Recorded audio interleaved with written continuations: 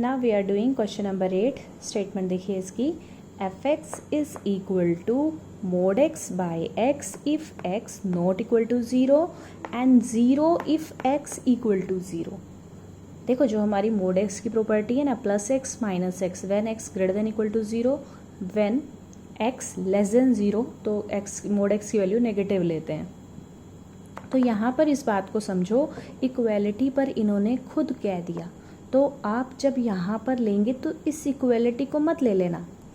मेरे कहने का मतलब है मोड एक्स को आपने लिखा प्लस एक्स अपॉन एक्स, कब?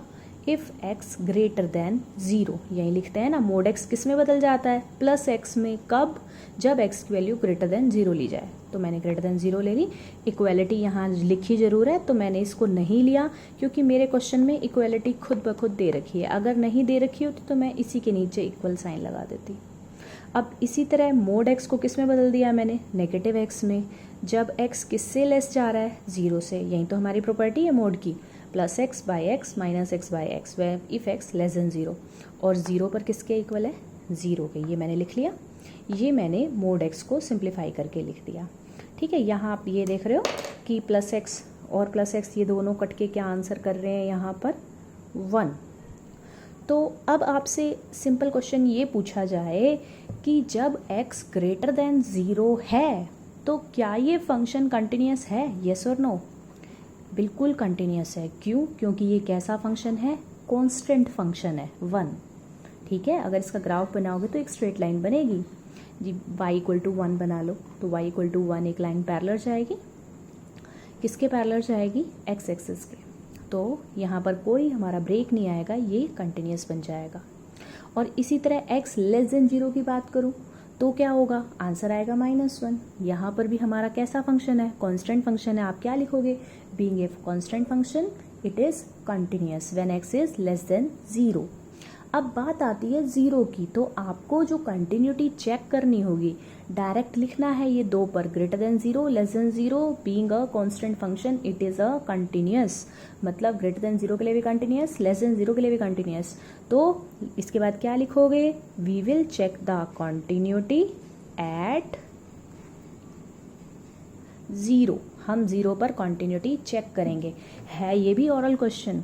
अगर आपको लेफ्ट हैंड लिमिट निकालनी है तो आप कैसे लिखते हैं? Left hand limit, limit x tend toward zero minus, तो लेस के लिए तो आपका फंक्शन ये रहेगा ना, x less than zero minus x by x. अगर इसे काट दो यहीं पर तो ये क्या बन रहा है? -1।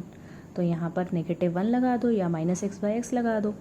यहाँ पर आपके पास सॉल्व करोगे तो ये क्या बनेगा?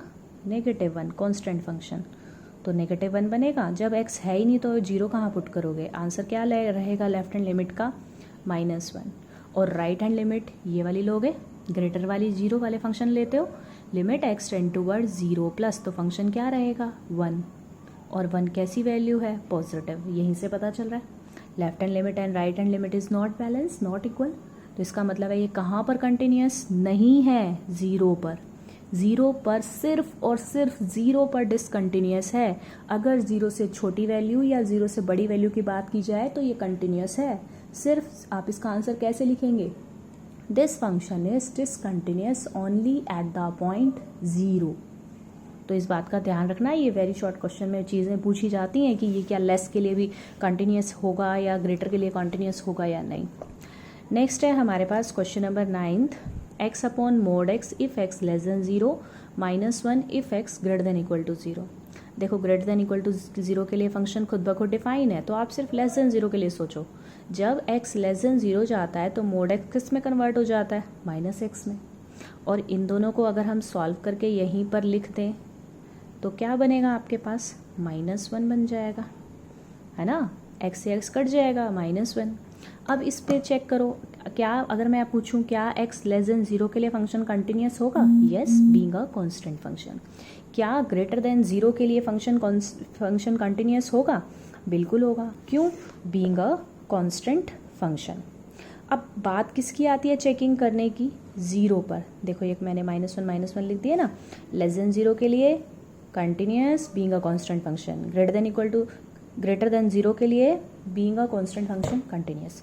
तो we will check the continuity at zero. 0 पर भी करोगे तो भी देखो लेफ्ट हैंड लिमिट लेनी है तो ये फंक्शन रहेगा, राइट हैंड लिमिट लेनी है तो ये फंक्शन रहेगा, दोनों ही सेम है। यानी कि आपका आंसर यहाँ पर क्या जाएगा, this function is overall continuous, there is no point of discontinuity. तो ये इसका आंसर आ जाएगा।